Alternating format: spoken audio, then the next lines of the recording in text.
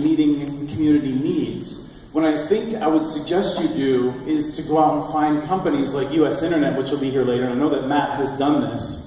Find the people that don't live in the capital and ask them what to do to try and expand access, because I think they're the ones that are out doing things rather than just lobbying to try and prevent investment. I'll start and then let my colleagues on the panel fill in. There are a couple of things to keep in mind. One is demographics. And there are fewer legislators elected from rural areas, small towns, than there used to be. The major population, whether it's Minneapolis, St. Paul, or even like Rochester, or our other states, that's where the bulk of legislators are. They have good service, so they're making an implied assumption that everyone else does. And secondly, as all of us have said, very few legislators have an interest in this issue. And so to think that they're going to go out and do research isn't going to happen. But that's why the efforts need to be made in terms of educating us. And I would say that effort has to start very intensely before the legislative session starts. Because when I'm in the Capitol, I'm running a mile a minute. If you catch me in the grocery store, or you say, "Can we have coffee?" and we talk, that's a lot more effective before I get to be here. Panelists, more comments.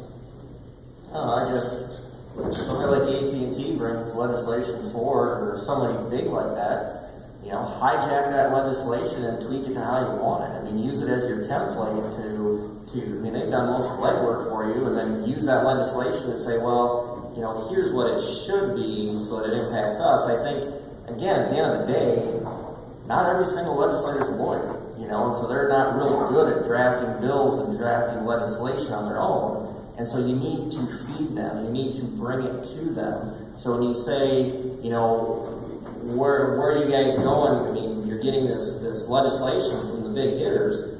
Well, you've got to put in your work as well to bring the wording and the language to them so you get what you need. I mean, I guess at the end of the day, that's why we got to hear from you, so that we know that, it's not negatively impacting you. And your group has to stay attuned to what the legislation is that's being introduced. You can't let something slip through, and then at the end of the day it gets passed, and you're like, oh my goodness, that is so detrimental to us, but nobody picked up on it on the front end. I mean, I'll be honest, there are so many things that are thrown our way that I absolutely cannot stay on top of every piece of legislation that comes through. I mean, if I'm not on that committee, there are times where I'll get constituents who will call me and they'll be like, this is the most horrible bill ever, what are you going to do about it? And I'll be like, you know what, this is the first time I ever heard about it. I mean, I'm not on that committee. I wasn't on the subcommittee.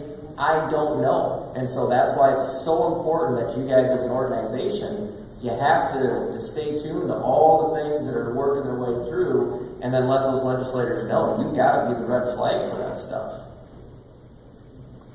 Yeah, a couple things to say here. First of all, I meant to give you congratulations. I mean, way to pass that transportation funding bill. So it's been at that for a while, and I'm really sorry that we had to have a bridge collapse here in Minneapolis to get you thought. It did help me. I'm sure it did. So here we are, Minnesota. It's Minnesota to help our neighbors here. But don't expect any of that in the future. At least that sort of example. Well, real quickly here, I guess a couple things. I think it's important for us to keep in mind perspective here. I think, you look at lobbyists, I think there's over 50 representing telecom and cable and broadband interests in Minnesota, registered at the Capitol. And you got to look, I mean, they tend to represent the big guys and the incumbent carriers.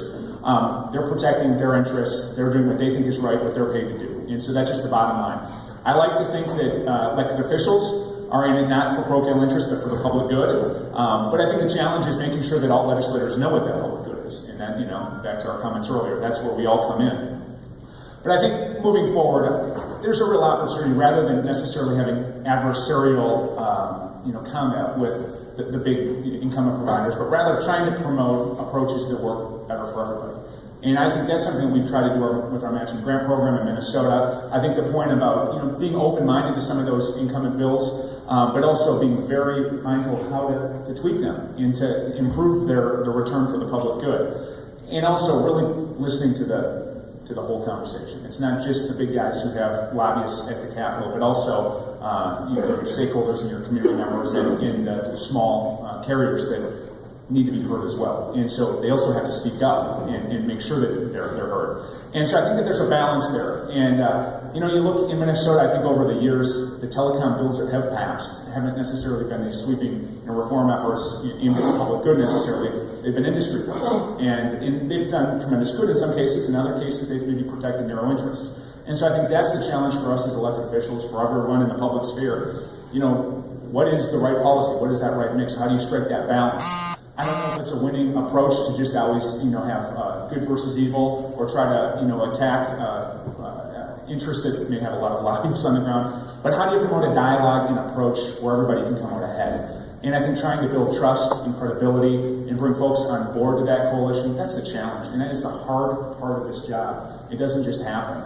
But I think that that's the path forward for getting more done in Minnesota and elsewhere. And I know that sounds like a big blanket general statement, but that's the kind of approach that I think that we've got to try to be taking where we can. And in some cases, you're going to have interests that just don't meet. And in that case, I think we've really got to try to rally around the facts, rally around what makes our communities in our industry and our sectors competitive.